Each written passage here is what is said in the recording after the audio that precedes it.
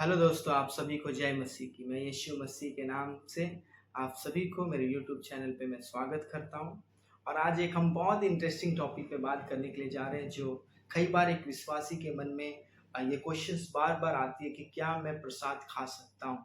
क्या मैं मूर्ति पर चढ़ाया गया प्रसाद जो अन्य जातियों के द्वारा चढ़ाया गया, कई बार वो हमें लाकर हमारे घर पे देते हैं, कई बार हमें इनवाइट करते हैं घर पे, तो क्या हम खा सकते हैं नहीं खा सकते? मैं इस क्वेश्चन पे बात करना चाहता हूँ कि क्या एक बिलीवर, क्या एक विश्वासी जो खुदा पर विश्वास करते हैं, क्या वो प्रसाद खा सकता है या नहीं खा सकता? सो बाइबल इस बारे में क्या कहती है, इसको हम लोग देखेंगे और बाइबल के अनुसार हम लोग सीखेंगे कि बाइबल हमें परमिशन देता है या नहीं देता। तो जल्द से जल्द हम निकालेंगे कुरिन्थियों उसका 10 का 20।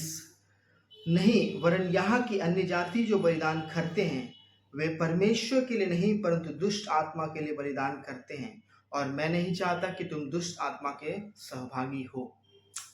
हालेलुया।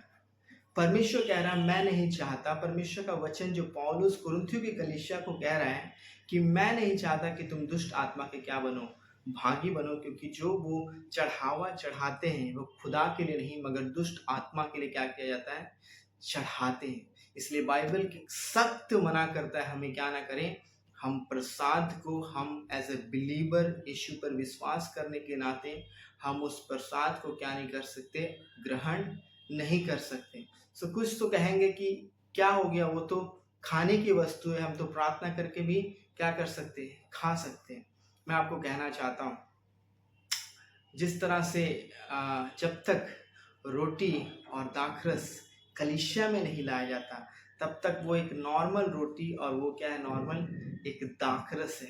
मगर जब वो कलीसिया में हम उसे ले आते हैं वो क्या बन जाता है, जब हम प्रार्थना करते हैं वो परमेश्वर का क्या बन जाता है, शरीर और वो लहू बन जाता है। इसी तरह यीशु मसीह ने कहा, यूहन्ना 6:53 में लिखा है, यीशु ने कहा कि जब तक तुम मनुष्य के पुत्र का मांस और लहू ना पियो तुम में जीवन नहीं। इसका मतलब ये है कि जब हम मांस और लहू पीते हैं हमारे अंदर क्या आता है, जीवन आता है। अनंत जीवन को हम क्या करते हैं, प्राप्त कर पाते हैं। उसी तरह जब हम उसको खाने से जब हम अनंत जीवन प्राप्त करते हैं, तो अगर हम दुष्ट आत्मा के चढ़ावे को अगर हम खाएंगे तो हमारे जीवन में उसके द्वारा क्या हो जाएगा, कर्सेस हमारे लाइफ में आएगा।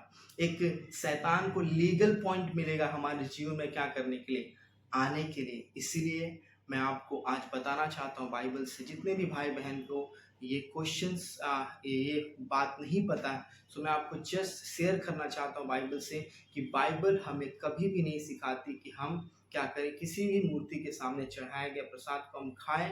हमें क्या करना होगा, अगर कोई भी हमें कहे कि हाँ, कोई हमारे दोस्त हो, रिश्तेदार हो, हमें बुलाए खिलाए, मगर हमें क्या करना होगा, हमें सख्त बाइबल के वचनों पर क्या करना होगा, स्टैंड लेना होगा। हम एज ए बिलीवर हम कभी भी प्रसाद क्या नहीं कर सकते, नहीं खा सकते, क्योंकि ऐसा करने से आपके जीवन में क्या आएगा, कर्स आएगा, श्राप आएगा, और एक शैतान को लीगल पॉइंट मिलेगा आपके लाइफ में क्या करने के लिए, इंटर करने के लिए। इसलिए भाइयों और बहनों मैं आपको बताना चाहता हूँ कि कभी भी हम प्रसाद ना खाएं। आपके हो तो परिवार आपको देगा, आपके रिश्तेदार देंगे, आपके दोस्त देंगे, मगर आप क्या करें, आप मना करें। आप उन्हें कहें कि नहीं, मैं यीशु को मानता हूँ और मैं प्रसाद नहीं खा सकता हूँ।